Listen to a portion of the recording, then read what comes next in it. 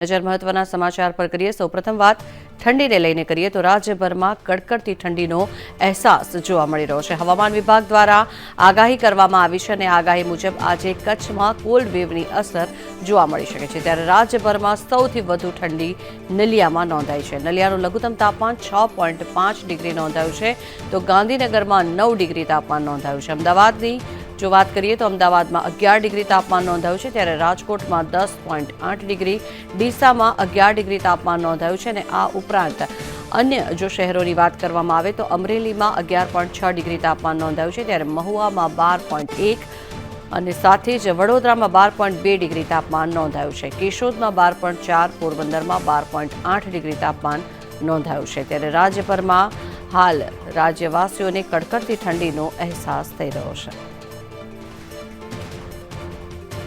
રાજ્યભરમાં કાતિલ ઠંડીનો ચમકારો યથાવત જોવા મળી રહ્યો છે। સાથે સૂકા પવનોના કારણે આગામી દિવસોમાં પણ ઠંડીનો વર્તારો આ જ પ્રકારે યથાવત રહેવાનું અનુમાન રાજ્યના હવામાન વિભાગ તરફથી કરવામાં આવ્યું છે। સાથે સિઝનનો પહેલી વખત 9 ડિગ્રી જેટલું તાપમાન ગાંધીનગરમાં મોડી રાત સુધીમાં નોંધાયેલું જોવા મળ્યું છે।